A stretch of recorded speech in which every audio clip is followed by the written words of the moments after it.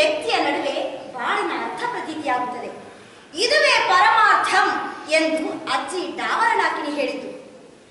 ಬಿಜ್ಜಳನ ರಾಜ್ಯದಲ್ಲಿ ಕಲ್ಯಾಣ ಸೃಷ್ಟಿಸಲು ಹೊರಟಿದ್ದ ಶರಣರು ವ್ಯಕ್ತಿಗಳ ನಡುವಿನ ಜಾತಿ ಸೂತಕವನ್ನು, ಕರ್ಮ ಸೂತಕವನ್ನು ಕಿತ್ತು ಅವರೆಲ್ಲರನ್ನು ಒಂದು ಮಾಡುವ ಕಾಯಕವನ್ನು ಹೊಸ ಸಂಬಂಧದ ಪರಿಭಾಷೆಯನ್ನಾಗಿಸಿದರು. ಬಸವಣ್ಣನವರ ಮಹಾಮನೆಯ ಅನುಭವಗೋಷ್ಠಿಯಲ್ಲಿ ತೊಡಗಿದ್ದ ಶರಣರಿಗೆ ಶಿವನೊಲುಮೆ ದೊರೆಯುವುದು ಎಲ್ಲರ ಸಂಘದಿಂದ ಎಂಬ ಅರಿವು ಉಂಟು.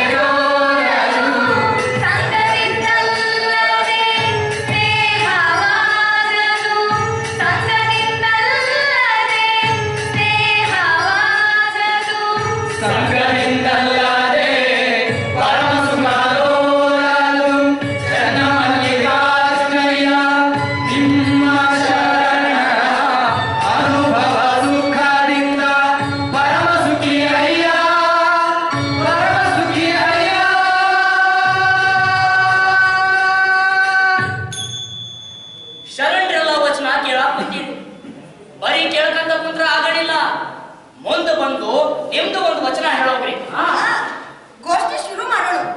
ಇಂದಿನ ಮೊದಲನೇ ವಚನ ನಮ್ಮ ಮುದ್ದಣ್ಣಂದೈತಿ. ಒಕ್ಕಲಿಗರ ವಚನ ಬಯಲು ತುಂಬ್ತಾವು, ಶಿವನ ಮುಟ್ತಾವು.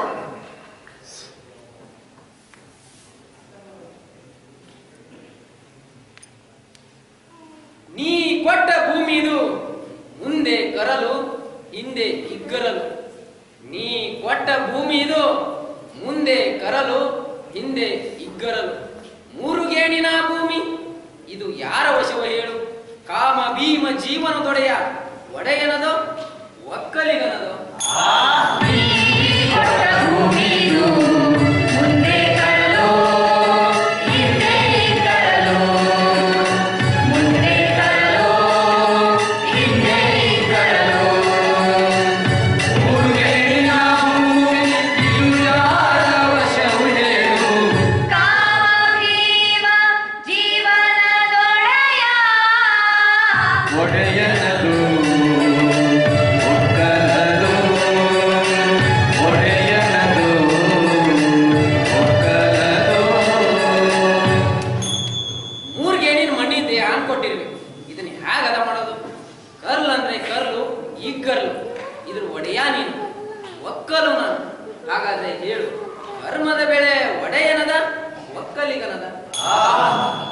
ಶರಣೆಂದಿವಿ ಮುತ್ತಣ್ಣ ನಿಮಗ.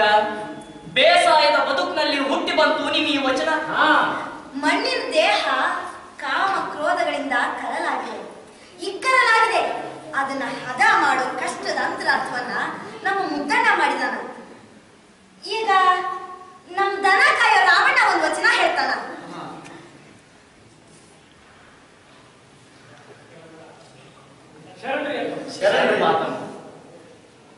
ಕಟ್ಟಿರುವ ನಿಮ್ಮ ಎತ್ತುಗಳ ಬಿಚ್ಚಿರೋ, ಕೂಡಿರುವ ನಿಮ್ಮ ಹಸುಗಳ ಬಿಡಿರೋ. ಕಟ್ಟಿರುವ ನಿಮ್ಮ ಎತ್ತುಗಳ ಬಿಚ್ಚಿರೋ, ಕೂಡಿರುವ ನಿಮ್ಮ ಹಸುಗಳ ಬಿಡಿರೋ. ಕಾದೊಪ್ಪಿಸುವೆನ ವಿಶ್ವೇಶ್ವರ ಲಿಂಗಕ್ಕೆ, ಕಾದೊಪ್ಪಿಸುವೆನ ವಿಶ್ವೇಶ್ವರ ಲಿಂಗಕ್ಕೆ.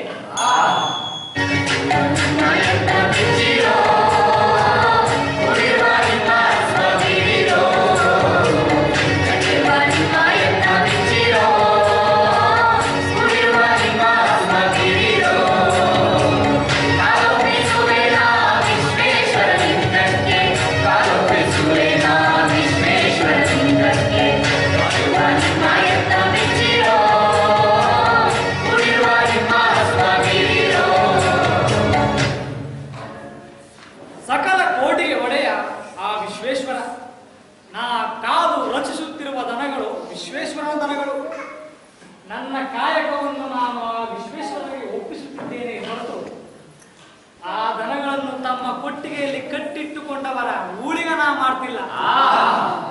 ಎಂತ ಮಾತು ಹೇಳಿದ್ಯೋ ರಾಮಣ್ಣ. ಕಟ್ಟಿಕೊಂಡಿರುವ ನಮ್ಮ ಅಹಂಕಾರ ಕೂಡಿರುವ ಮಮಕಾರಗಳನ್ನ ಬಿಚ್ಚಿ ಬಿಡೋಣ. ಈಗ ನೂನ್ನೂರು ಒಂದು ವಚನ ಹೇಳ್ತಾರೆ.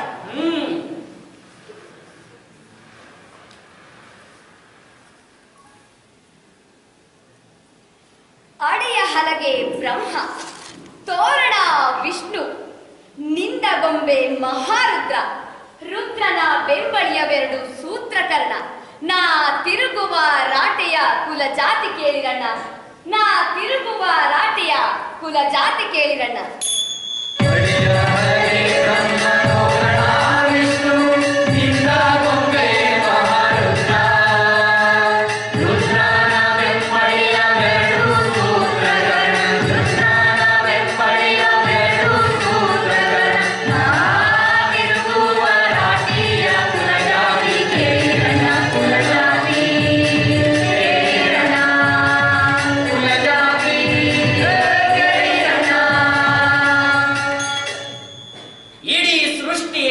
ಅಗಾಧವಾದ ರಾಟಿ. ಬ್ರಹ್ಮ ವಿಷ್ಣು ರುದ್ರರು ಆ ರಾಟಿಯ ಒಂದೊಂದು ಭಾಗಗಳು. ಪ್ರತಿಯೊಂದು ಜೀವಿಯೂ ಕಣ ಅದರ ಒಂದೊಂದು ಕಣ. ಈ ಇಡೀ ರಾಟಿ ಒಂದು ಕ್ಷಣ ಕೂಡ ನಿಲ್ದ ತನ್ನ ಅನಂತವಾದ ಕಾಲವನ್ನ ನೋಲ್ತಾನೆ ಇರ್ತೈತಿ. ಈ ದೇಹ ಕೂಡ ಒಂದು ರಾಟಿ. ಇಲ್ಲಿ ಎಲ್ಲದ ಜಾತಿ, ಎಲ್ಲದ ಕುಲ. ಕಾಯಕಕ್ಕ ಕುಲ ಇಲ್ಲ, ಜಾತಿ ಇಲ್ಲ. ನಮ್ದೆಲ್ಲ ಒಂದ ಜಾತಿ ಒಂದ ಕುಲ. ಒಂದ ಜಾತಿ ಒಂದ ಕುಲ.